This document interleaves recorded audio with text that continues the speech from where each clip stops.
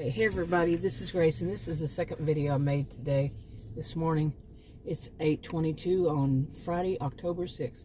I keep thinking it's Saturday because Adam has off today, and we went out last night to do some deliveries. And I talked about all that in that first video. Hopefully I stick to putting them on the same channel. And because I said at the end of it, I wanted to talk more about one particular situation. I think it was 2 days ago, because in that video I was talking about three orders I had, shop and pay orders, that I had to cancel. And I said this one, there's another one that I didn't cancel, but it was a order and pay. I don't know what the order and pay meant. I've never seen it before and haven't seen it since. I would think that I would call them and they would put it together, but it was a CVS, and I've never had that happen. I go there and I find it. Okay, so I don't know. But I wanted to talk about that one. It was maybe the day before. Or could have been yesterday morning, because I work different shifts. I mean, I make my own schedule. I'm an independent contractor doing these food delivery and grocery delivery, whatever delivery. The other stuff is like at pharmacies, and it might be pain, aspirin, Tylenol, whatever it is. And I'm going to deliver those. Anything that's over the counter. Okay, put it that way. And but this one, it stood out. I have a list so far. Let me see how many I have written down, and I keep remembering other ones of just the kind of offers I get and I take, and they wind up being something. Some of them are funny, some of them are really funny, and some are like just weird, some not good, and just the good, the bad, the ugly, just variety. And one of them was about, it was while I was out, getting offers and such, and I was not working at the moment. I stopped at a Dollar Tree. That's a different one. Anyway, what happened there was funny. But like I said, it's a mixture. Some of them are just weird, all around weird. But this one I want to talk about again. I may have already, but we'll see. Okay, I'm gonna move here to get into my position. But this one, it was a morning one, and it was the drop off was near a school, and I remember this. I remember where it was, because I had to pick up something for this guy. It was a man. I didn't see him, talk to him, anything, and it was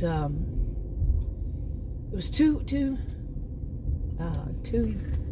items, and one was, I'm not going to say the name of it, but it was a kit, a test kit. And I was like, oh, I didn't know that until after I'd accepted it, and I made sure I wore something. I'm leaving out the words on purpose. I wore something over my face when I went to deliver, but the delivery didn't go as one might expect. Okay, and I move one more up. That thing might have exhaust. But anyway, so I go and get it. It's not that difficult. It's 2 items, and the other one was ice cream. Anyway, so I go and deliver it to this guy, but the neighborhood was basically, I'd say, a working class. I don't like to say that kind of thing, but maybe I should strike that. But it was a nice neighborhood, of course. People, what is that noise? Do you hear it? In my attempt to get away from the noise, I cannot find where it's coming from. But it was bang, bang, bang, bang. And then there was a guy right over there with his door open. Do you want to bang your music like that? Why do you want everybody in the world to hear it? Okay, I'm being sarcastic. But anyway, hopefully I won't hear that. It was like, I mean, it wasn't even the music, it was the bass. I think boom, boom, boom in my ears. Anyway, get back to this guy. So I go down this neighborhood, and the neighborhood's nice, okay? It's a working class neighborhood, nice area by a school, you know, and you see people have paid a lot of attention to their yards and the front of their houses and everything. And I'm thinking, okay, I always say you when I don't mean you. There, I did it again. But I'm like, okay, this is cool. And then all of a sudden I see this at a corner. It just, oh my gosh, it's that one. Ever since I was a child, there was always that one in a neighborhood. At least that one. And that one would be people who, they're going to make their opinions known. And I'm not saying any side, I'm an independent myself, so, but quite often, and it's not always, political. And they make them very well known. I mean, and they wanted to, no matter what, they wanted everybody in the world to know. Okay? In their yard, in the, you know, if you lived in an HOA, you may, you know, where they have an HOA, you may know that HOAs aren't fond of that. And if not, you know, some neighbors, they don't want their neighborhood to look, that they think, and it's not because of the politics, but they think that it can be looking trashy, you know, and they wanted to resell their homes and all this, you know, I'm trying to simplify it all, but I'm not doing that great of a job. But, you know, they don't want people to go down their neighborhood and see somebody trashy, you know, that's trashed it out. And that's what this looked like. It looked like that one. I mean, I'm talking floodlights. There may have been more than one. I saw just one. And the wire from the floodlight, and it was on a pole on the back of one of 4 or 5 Bubba trucks parked there, and a boat, and real messy. And like I said, the rest of the neighborhood, people took care of their homes and everything. And I mean, I think all of us can appreciate, you know, you have your home and you want it to look good in your neighborhood. And maybe, like I just said, you know, you want to sell it. And how can you? Because of that one person. And that one person may be really loud, you know, stays out partying at night, has all their buddies over, this kind of thing. You know, this very disruptive. Like if you have kids that got to get up and go to school the next morning, you don't want somebody out all times of the night making noise and, you know, putting on a big floodlight or whatever they're called. They're big lights, and turning those on because the floodlight was facing toward the road. Okay, not toward their house, his house, but toward the road, and somebody other than the neighbors. Okay. And all the Bubba trucks, I mean, several Bubba trucks. Anyway, I mean, I don't think that they were visitors, but they could have been. I mean, but the test kit, okay. Anyway, and it was very well known. Okay, the opinion. So what? I'm Texan. I've seen this kind of stuff before. Not all Texans are like that, but you see that one. Okay, you will see that one at times. And in some neighborhoods, it's pretty much all. But anyway, so to me, it was just like, I'm just going to go deliver this, leave. No big woo, you know, whatever. And I get up there, and that wire hanging from the floodlight, that's when I see that. It's going across where I'm walking. A very narrow little path between the Bubba trucks, you know, in his driveway. The Bubba trucks in the boat, and I think there was another Bubba truck right behind it. Very narrow. And then I saw that I would have to go through that toward the garage, and to the left, you know, take it like a left turn. It's like an L shape. And that was kind of like a little bit hidden, the door. And I kind of, you know, check it out, all of it, as I'm walking. I say, oh, hell to the no. I'm not doing that. My mama raised no fool. Okay, so what I do is once I get to the boat, you know, like 2 bubble trucks side by side, me walking through them, then there's the boat in front of one of them, and I just leave it right there and take a picture and leave. The guy took my tip back, which I didn't expect him to keep it anyway. Once I saw that, and he left me a thumbs down. Okay, I've only had 3 thumbs down and 20 or so thumbs up, and I'm kind of laughing about it because, yeah, but at the same time not, because that was not safe for people. Like I said, I've seen it before. I did not grow up with it. I mean, I grew up where I'd seen it. You know, as I was growing up, I had seen stuff like that before, but I didn't grow up in that kind of thing. You know, my neighborhood wasn't like that. In other words, there was nobody in my neighborhood like that. And but I mean, like I said, I'm Texan. I've seen stuff. I've been to other states. I've seen stuff. Okay, each state seems to have its own little thing, and I've been to many of them. And some, it's just people with their attitudes and all. But for some people, I even worried, because when you really sit and think about why would somebody take a tip back, why would somebody living in that, put them all together, living in that kind of thing, that kind of where it's real narrow in between trucks, nobody from the street, the way this guy had it with all the bubble trucks and all, nobody from the street or the neighborhood would have been able to see me. You know, I'm not a mantra mentality person, but I do like this one, or, you know, catchphrases, buzzwords, all these kind of things. But I do like sketchy, even though I might have used sketchy wrong a time or two. But I also like spidey senses, and my spidey senses went off. But I'm a social behavioral scientist, a sociologist, taught at college and university. Yeah, it was not safe for some people. Definitely would not have been safe. Now, was it safe for me? Probably not. But at the same time, I don't know. Like I said, I didn't go in there. So I stopped short, dropped it, took a photo, quickly left. Okay, so I was being seen, could be seen by the road, and anybody in the neighborhood. But still, I think at times maybe even the neighbors don't feel safe with that kind of person. That is ensuring it. You would have had to seen it. Some people would have had to see it to believe it, even that it was way out there, just way outrageous. Also, like, anyway.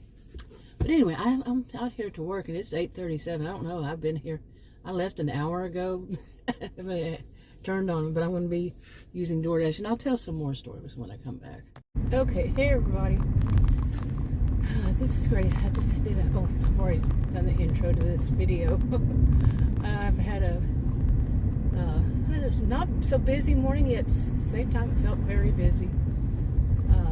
I only did 2 orders, I think. Yeah, but it seemed so busy because, oh my goodness, where were they taking me? But then I stopped to get some, pick up at the pharmacy, insulin. It's not a prescription kind. And sure enough, they didn't have any. Now, to me, I'm tired of negative, so many things so negative. But to me, if it's a very common insulin, very common insulin that does not need a prescription, you would think they'd keep it on, keep it. When I've gotten it there many times before, you'd think they'd keep it stocked up. But when you can't depend on, to me, I'm not saying anybody else, but to me, when you can't depend on your pharmacy, what good are they? Really? And I think it's kind of shabbily run overall. My experience, my personal experience, I think that's the one. I don't know, could be wrong, but yeah. Anyway, it's not just because I'm disappointed, it's because I've had that experience before, and I've had to go way out of my way. And it's a common thing. You would think, learn the business, learn how much you need on stock, when you need it, when you need to order it. It needs to be there by then. You have patients depending on you. Yeah, you might want to keep up with that. So, now, do I sound entitled? That's a good debate, right? Mm-hmm. Would that be entitled because I expect that the pharmacy would have insulin now? I'm going to wait for that. That looks like it's going pretty fast. But insulin, okay. Insulin is very important to a lot of people, like me. And for a pharmacy not to have it, is it entitlement when you expect it to be there? You expect them to have it in stock. Why would that be entitlement?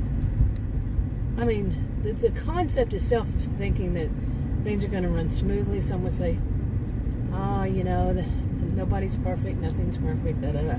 True. But this is medical. This is insulin. It should be in stock. Yeah, that's my opinion. What's yours? Anyway, I was going to tell some good, funny stories, but this one, how far did I get on this story about the Bubba? Oh, man. It was kind of unnerving to me, yet I'm Texan. Like I said, I've lived in a lot of places other than Texas. I was born and raised in Texas, and I've moved around a lot, but I've lived mainly in Texas, and I've seen quite a bit. That's not norm. That's not the norm.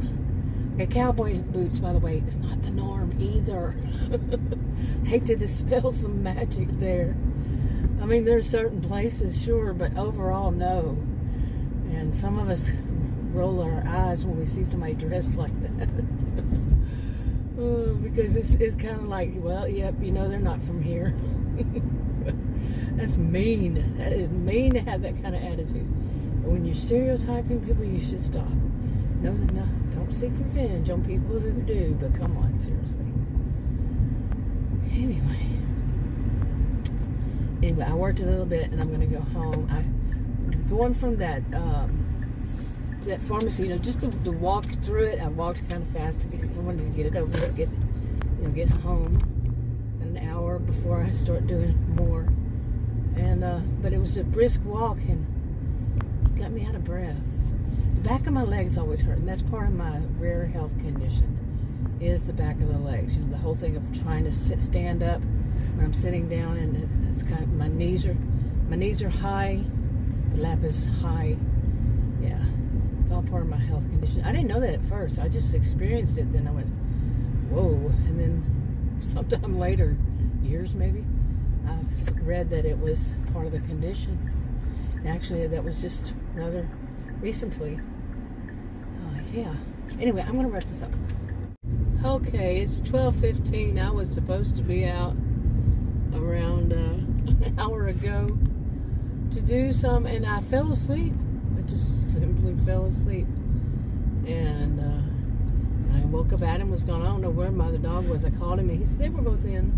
So wherever he was, I don't know. Adam knew, said probably was under bed. And me trying to look under the bed right.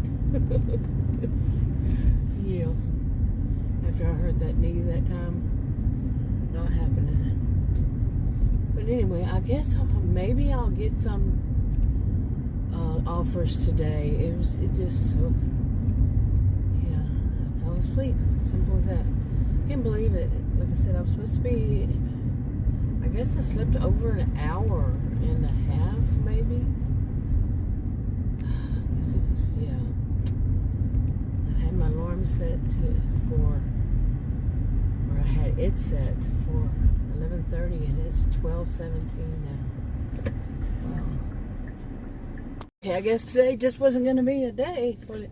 And today's Friday. That's what's so weird. Yeah, it's but I really don't concentrate. I turn it off and on, and it could be just part of it's my bad. But at the same time, no. At the same time, it's not. So I'll take half the credit, I guess you call it. But no, it's too much I don't know. Today is Friday. Sometimes it's just a bad day. But, you know, the fairs in town, we can say that Adam says, you know, things like people have to start paying back their student loans, you know. And when was that, last week when they did, or this week? And so there'll be people tightening their belts and all that. But I do know the State Fair is in Dallas, and this is a suburb north of Dallas.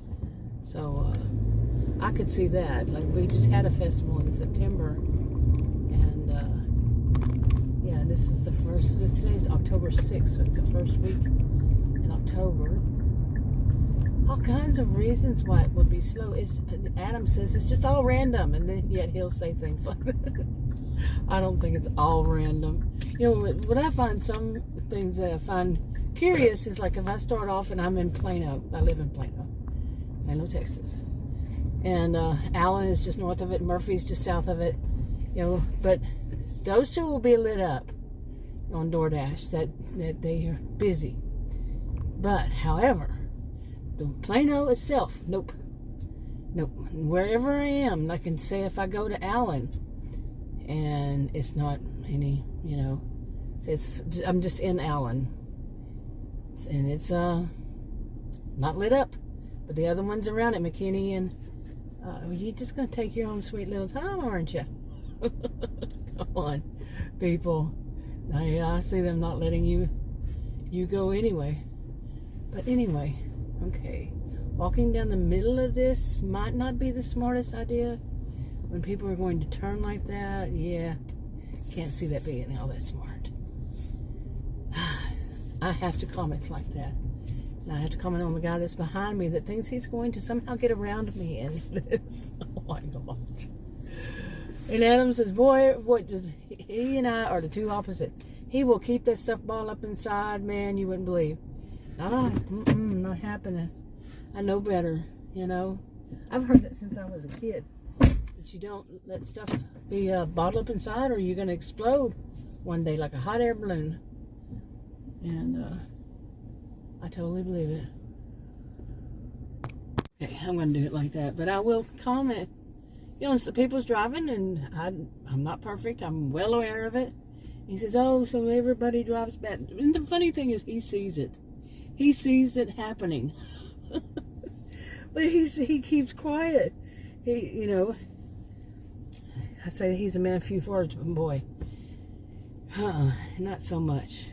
Since we've been doing this, you know, he goes with me every once in a while to do these things, you know, for safety reasons, to do these food delivery at night. He likes the night. And